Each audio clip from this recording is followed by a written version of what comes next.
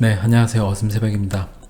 오늘은 짧은 기사 하나 보고요. 그리고 코스피, 코스닥 투자자별 매매 동향 보고 미국의 이제 부양책 관련된 것, 그리고 비트코인 차트 보면서 짧은 제 인사이트 공유 드리고 짧게 방송을 마무리하도록 하겠습니다. 첫 번째로 이제 짧은 기사인데, 바이낸스가 암호화폐 시황 분석 사이트 이제 코인마켓캡 보통 많이 보는데, 이거를 이제 인수하려고 타진 중인 것 같아요. 그래서 최대 4억 달러, 뭐 한 4천억 이제 좀 넘겠죠. 아마 4,800억 뭐 이 정도 될 것 같은데, 그 정도 이제 하나로 그 정도 되는 규모의 꽤 큰 규모고, 이게 뭐 그 연간 한 250억에서 360억 정도의 수입을 올린다고 하는데, 이게 매출인지 순이익인지 모르겠지만 아마 뭐 매출일 것 같아요. 대략 이제 광고 매출 이 정도가 나는 것 같은데, 어떤 이야기를 드리려고 하냐면, 모든 그러니까 나스닥 같은 경우도 이제 미국도 그렇고 IT 버블이 있고, 모든 그 산업 이제 3차 산업, 그 다음에 IT 산업 뭐 이런 이제 4차 산업으로 넘어가는 이 와중에 인터넷 버블 있을 때도 큰 기업들이 보통 이제 나오고요. 그 다음에 그 춘추전국 시대로 엄청나게 많은 기업들이 나와요. 그래서 버블을 일으키고, 이제 암호화 자산으로 2017년 정도가 그런 버블이었다고 보면, 그때 정말 우후죽순 아이코 하는 회사들도 정말 많이 나오고 거래소 엄청나게 나오고 하다가 지금 이제 많이 정리가 되고 있는 상황인데, 그 중에 이제 살아남은 이제 알짜들, 이제 이걸로 보면 코인마켓캡 같은 데가 그 중에 정말 세계 거래소 1, 2위를 다툰 이제 바이낸스가 그 중에 코인마켓캡 같은 이제 살아남은 알짜들을 이제 인수를 하는 건데, 이런 식으로 산업이 성숙기로 접어들어가는, 이제 투자가지 성숙기라는 건 아니고, 산업이 정말 버블 있고 막 그 정말 우후죽순으로 많이 나오고 이러던 여러 것들이 정리가 어느 정도 되면서, 옥석 가리기가 어느 정도 되면 이런 식으로 정리가 좀 일어나요. 그래서 알짜들은 이런 식으로 더 알짜 회사가 인수를 하게 되는데, 바이낸스가 작년에 9개 회사를 인수했다라고 해요. 그래서 트러스트 월렛, 뭐 그 다음에 데이터 분석하는 댐 리뷰, 그 다음에 뭐 인도 암호화폐 거래소도 인수를 했고요. 와지렉스, 그 다음에 뭐 선물 옵션 중심 거래소 잭스도 있고, 이런 식으로 인수를 많이 했더라고요. 그래서 보면 이 시장 자체가 결국에 지금 이런 식으로 코인마켓캡 같은 한 1조가 절반 정도 되는 5천억 규모 정도 회사를, 그러니까 인수건들이 딜이 타진되는 시장이 됐다라고 하면, 어느 정도 이제 시장이 그 막 난립하던 시장에서 정리가 좀 돼가는 시장으로 볼 수 있겠다라는 생각이 들더라고요. 그래서 뭐 제가 닷컴 버블 때 막 그 투자를 하고 이랬던 나이는 아니기 때문에 그때는 어떨지 모르겠지만, 보통 뭐 구글이 뜨던 시절, 이제 애플이 뜨고 아마존이 뜨고 막 이러던 시절에 보면, 게임 회사도 그렇고 그 다음에 IT 회사, 뭐 여러 그 건설 회사, 여러 뭐 산업 여러 군들에서 대부분 이제 상위 몇 개 회사들이 아래 10위에 있는 회사들이나 이런 회사들 막 인수를 하면서 빅3 체제, 뭐 빅5 체제, 이런 식으로 대기업 정말 큰 회사 몇 군데가 그 산업군을 이제 나눠 먹는 형태, 그리고 정말 작은 회사가 남는 형태로 가거든요. 그래서 지금 이제 그런 것들이 시작되는 시기로 들어가고 있는 게 아닌가라는 생각이 들어서 한번 이 기사를 제가 가져왔고요. 그래서 굉장히 이 산업이 정리가 되고 좀 앞으로 이제 좀 나아가는 데 있어서 좋은 시그널이라고 보기 때문에, 여러분들도 그냥 그런 관점으로 보시면 좋을 것 같아요. 그리고 요게 이제 비트코인 차트예요. 비트코인 이제 2017년 오고 이제 현재, 가 아니라, 이게 이제 나스닥 차트인데, 여러분들한테 이제 뭐 비트코인 차트랑 똑같이 생겼죠. 그래서 제가 일부러 나스닥 차트를 이렇게 보여드린 건데, 비트코인 차트는 보여드릴게요. 이제 비트코인 이제 코인베이스 차트인데, 2015년부터 17년 버블 이제 한번 그 고점 버블을 형성을 하고 한번 푹 빠지고 그 다음에 하고 다시 푹 빠져서 현재 지금 여기에 와 있어요. 여기에 와 있는데, 나스닥하고 보시면 거의 모양이 똑같죠. 거의 이평선들, 심지어 이평선마저도 비슷해요. 이게 지금 주봉인데, 주봉으로 200주를 깨고 200주 위에 안착해 있는 모습, 이때도 200주 깨고 200주에 안착하는, 거의 나스닥하고도 똑같죠. 지금 똑같죠. 비트코인이 똑같은데, 물론 이 이후에 어떻게 될지 모르겠지만, 나스닥을 보면 이 이후에 이런 식으로 올라와서 그냥 쭉 올라갔어요. 그래서 지금 2020년에 이제 여기까지 엄청 많이 빠진 것 같은데, 너무 많이 올라왔기 때문에 아직도 주봉, 이제 월봉, 이건 이제 월봉이죠. 나스닥은 월봉에서 20월 월봉을 깨고 내려와 있는, 지금 이제 아마 여기서 올라가서 여기에 안착을 할 것 같아요. 오늘이 이제 월봉 마무리이기 때문에 지금 이 정도 선. 그래서 뭐 다음에 깨진다 그러면 제가 깨고 내려오겠지만, 결국에는 지금 비트코인 여기 있다고 보면 비트코인이 대략 뭐 아마 한 이쯤 있을 거예요. 이쯤 요 정도 있는 것 같은데, 지금 이 이후에 이렇게 올라왔잖아요. 그 차트를 보면 거의 이런 식에서 이렇게 올라와 있는 모습이고, 비트코인 여기 와 있는. 그래서 물론 비트코인이 이 이후에 이런 모습을 그대로 따라간다는 보장이 당연히 없죠. 당연히 보장은 없지만, 이 앞에 패턴이나 보면 늘 모든 자산 사이클이 이런 식으로 한번 고점을 형성하고 버블을 하고, 그 다음에 실망이 나오고 다 좌절하는 단계 가고, 그 다음에 다시 올라오고 다시 하는 이런 현상, 이 패턴을 대부분 비슷하게 보인다는 거예요. 금도 거의 비슷하죠. 그래서 대부분 자산 시장에 개인들이나 작은 이제 자금력이 약한 세력들 같은 경우 버티지 못하는 차트의 패턴이 다 이런 식이다라는 걸 우리가 알 수 있는 거고, 이후에 뭐 비트코인이 이후에 이게 나스닥처럼 이렇게 올라갈지, 뭐 이게 이렇게 해서 계속 올라가게 될지, 그거는 뭐 우리가 알 수가 없지만, 이렇게 해서 올라가게 될지 그건 모르지만, 어찌됐던 어떤 분도 질문을 주셨는데, 제가 이 지금 가격이 여기서 사나 여기서 사나 여기서 사나 그 세 발의 피기 때문에 뭐 큰 차이가 없기 때문에 저는 계속 사는 게 아니냐라는 질문 주셨는데, 저는 그런 관점으로 접근하고 있는 게 맞고요. 저는 어찌됐던 이 자산 시장 자체가 신용 주기가 끝나고 신용화폐가 한번 끝난 시점에 찾아오는 새로운 화폐에 그 직면하고 있는 우리 세대이기 때문에 이게 결국에는 우상향으로 간다라고 보고 있고, 지금의 가격대는 6,000불이든 사실 4,000불이든 뭐 사실 큰 차이 없이 계속 매달 꾸준히 사면, 그 평단가가 뭐 5,000이든 6,000이든 잡히면 결국에 그게 나중에 돼서 뭐 한 10,000불 돼서 그때 몰빵을 하고 막 어느 정도 올라가서 하는 것보다 어차피 올라갈 걸 알기 때문에 어차피 올라가는 쪽으로 확신을 하는 거죠. 저는 물론 이게 제 확신이 100%는 아니고, 여러분들한테 제 인사이트를 공유해 드리기 때문에 제가 틀릴 수도 있어요. 그리고 모든 투자는 이렇잖아요. 중간 사람이 있고 이 오른쪽 왼쪽이 있다. 그럼 이쪽은 불신하는 사람들이에요.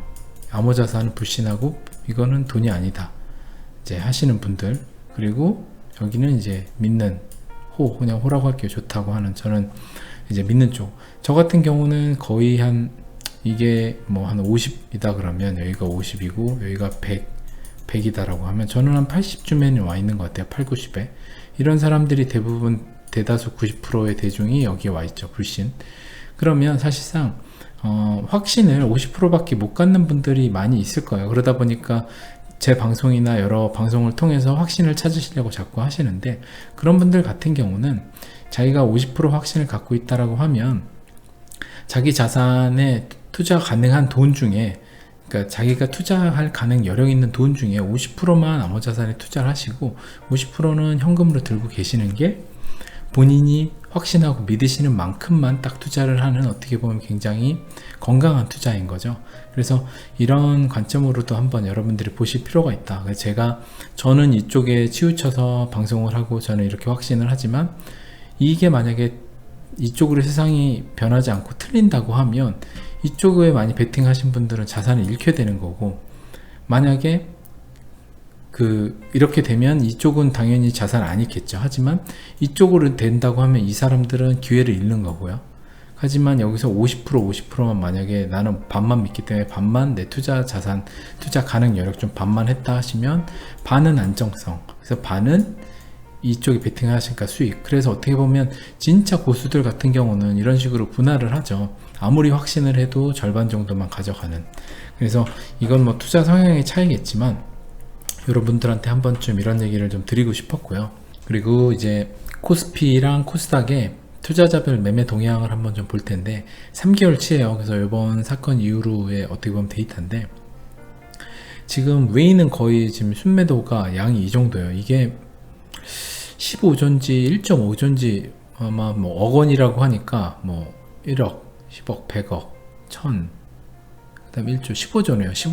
15조를 매도를 했고 개인은 20조를 샀어요. 개인이 지금 뭐 40조를 대기해놨다고 하는데 뭐 어마어마하죠. 개인이 지금 이렇게 산다는 거 저는 뭐 아직 바닥이 전혀 아니라고 생각을 하고 있지만, 이거 역시도 뭐 어떻게 흘러갈지 봐야겠죠.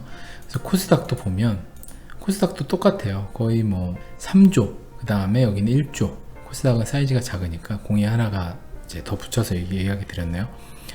이런 식으로 지금 투심의 지금 방향성은 이렇게 지금 가고 있다는 거 여러분들이 보시고, 코스피랑 혹시 코스닥을 투자하시는 분이 계시면 한번 객관적인 3개월 외인과 개인의 이 데이터를 한번 보시면 여러분들이 어떻게 흘러갈지를 한번 좀 이후에 만약에 뭐 개인의 정말 힘으로 이 외인의 매도 물량을 다 받아내고서 지수가 버티고 올라간다, 그러니까 뭐 불가능한 건 아니지만 대부분 확률이 낮죠. 개인이 정말 힘이 한 방향성으로 쭉 해서 주가를 밀어 올리는 경우는 전 보지 못했기 때문에 뭐 그건 쉽진 않아 보이긴 하고요. 여러분들이 한번 이거는 참고 삼아 보시면 좋을 것 같고, 그리고 미국이 6조 달러 7,500조 원, 말도 안 되죠. 거의 1경에 가까운 돈인데 이게 시작인 거라고 봐요. 이게 시작으로 부양책 공개에 다우가 이제 많이 올랐다고 하는데, 이게 지금 시작으로 이렇게 돈을 쏟아붓는다. 뭐 기업들한테도 갖다 주는 돈, 개인한테 하는 돈 해서 거의 1경 가까이 이제 붙는 건데,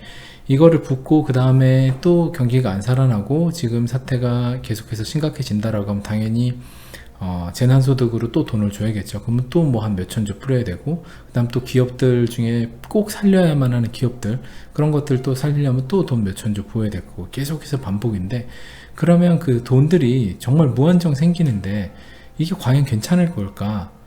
돈이 없는 사람들한테는 돈이 무한정 풀려도 사실 그 돈의 가치가 희석이 될 수가 없어요. 물건을 뭔가 사고 뭐 하는데 베네수엘라처럼 미국이 될 거라고 저는 보지는 않거든요. 그렇기 때문에 뭐 물건을 막 사는데 막 엄청나게 트럭으로 돈을 지고 가고 이런 현상은 생길 것 같지는 않지만, 결국에는 이렇게 많은 풀린 돈들이 그동안에 부채나 막 빚으로 쌓아 올린 지금의 주가나 여러 가지 이제 자산 버블들을 이 돈이 들어가서 그게 무너지는 거를 틈틈이 들어가서 메꾸는 역할을 지금 하는 거거든요.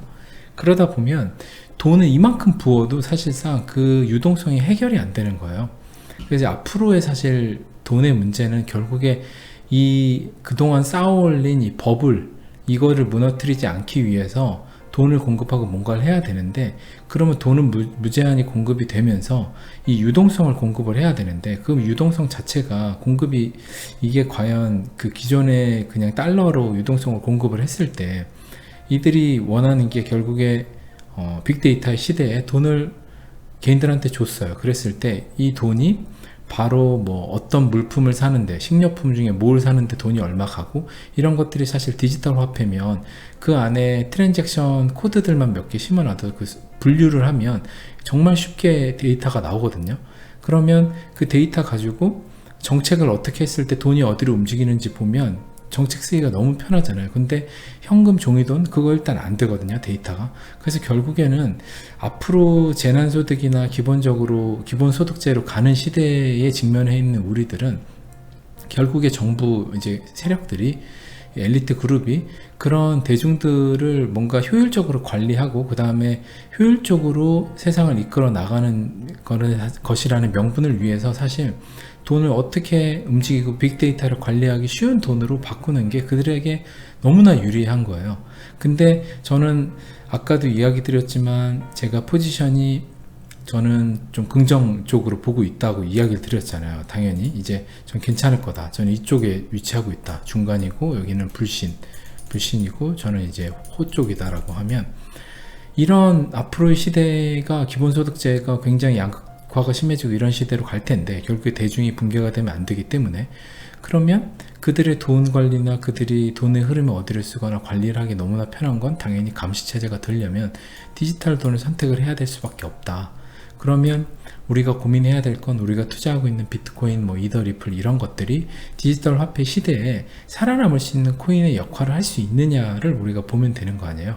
그럼 결국에 다우에 투자했을 때 다우 중에 투자한 것 중에 망하지 않는 종목에 투자했다고 하면 다우가 이번에 아무리 추락을 한다라고 해도 결국에는 나머지 기업들도 그 망한 것들, 현금 보유한 걸로 망하는 기업들 다 인수해가지고 더 크게 요번에 아마 위기를 탈출할 때는 더 큰 회사가 돼서 탈출을 하게 될 텐데, 그러면 결국에 똑같죠. 지금 아까 바이낸스가 지금 이런 식으로 암호화폐 좀 어떻게 보면 혹한기에 이런 식으로 인수를 하고 막 하고 있는 와중에 그냥 막 주워 담고 있을 거예요. 망하는 거래소 중에 알짜들은 또 담고 있을 텐데, 결국에는 리플사나 뭐 비트코인 뭐 회사 주체가 없기 때문에 이더리움이나 자본력 갖춘 데들이 결국은 어느 정도 시장이 또 올라오고 한다라고 하면 그때 정리되는 회사들 많이 인수합병하면서 더 거대 공룡으로 갈 가능성이 저는 높다라고 봐요. 그래서 XRP는 이제 은행 송금이나 그리고 지금 이제 디지털 화폐 시대에 가치의 이동을 하는 데 있어서 너무